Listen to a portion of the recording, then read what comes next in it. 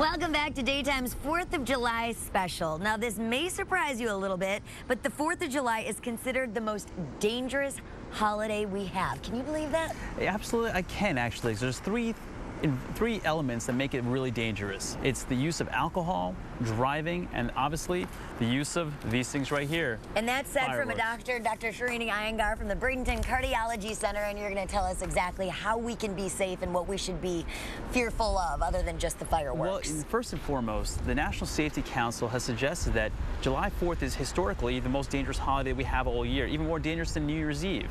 And the thing is that we just mentioned alcohol, driving, and fireworks. First and foremost, if you are going to consume any alcohol, staying away from driving is preemptive. There's no question about that. No question at all. You have to make sure that you are not going to be driving. And if you know someone who is, you need to either stop them from driving or report it to someone who can stop them from doing any more, because that's where most of the lives are lost. Of course. All right. That's not even debatable. Exactly. That is, get a taxi, set up your rides. But let's talk about fireworks, because then you get fireworks involved in the situation. And if people have been drinking, that's a dangerous combination. It is. Very dangerous. And fireworks themselves, we assume that when you go to a show like one of the large Macy Days parade, or should we say the fireworks on the river, those are done by professionals, and we just sit there and enjoy them. But most people will buy fireworks from the stores around town, and such as sparklers and fireworks like this, which are basically bottle rockets and firecrackers. Right.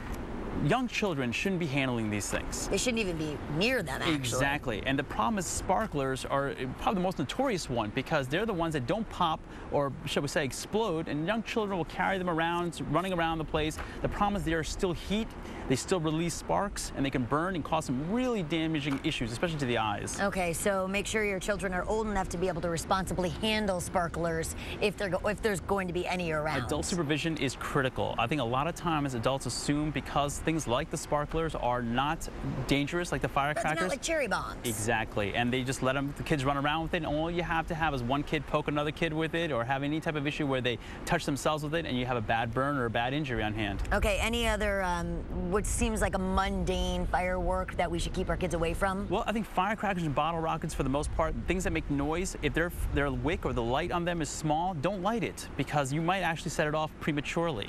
And another important thing is that, we have fireworks all over the place in picnic grounds or places where there's people wearing flammable clothing. Yeah, we want to say fire extinguisher is the best thing to have at hand, but everyone really knows that's kind of hard to say, being a fire extinguisher everywhere else. And chances are you're not going to pack it in your picnic basket, Exactly, too. But why not have a bucket of water nearby? Water bottles, anything like that. Anything with water, exactly. Don't wait till the spark starts a fire. Have that bucket of water ready, so if your child or someone else, something gets lit on fire, you can douse it out immediately, as opposed to thinking when it's on fire what to do. It's always better to be prepared, especially around fireworks in this kind of crazy holiday. Exactly. Make it a safe July 4th. A very safe July 4th. One more thing, though, for our animals. Animals in the 4th of July can be very scary for them.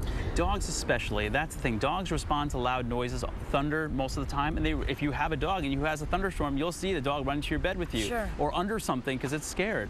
Dogs historically have run away on July 4th more often than any other day because of the loud noises. So if you have fireworks around you, if you're going to be taking off fireworks, make sure your dog's inside, or make sure they're in a safe location so they aren't going to be scared or running off, because this is the day that we really, really worry about our pets. And also, it's really a good idea to have your dog microchipped or have tags on them so you don't have to be that concerned about it as well. So you know where they are at all times.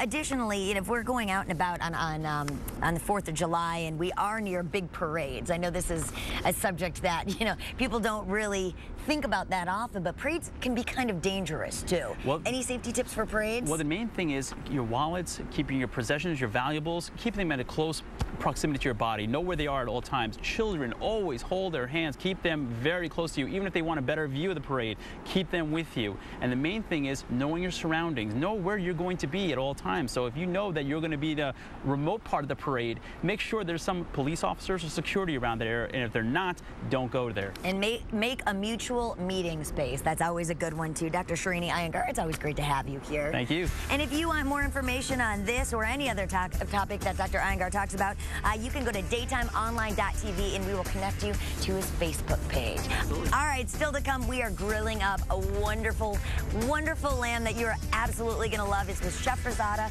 so don't go anywhere. There's more Daytime ahead.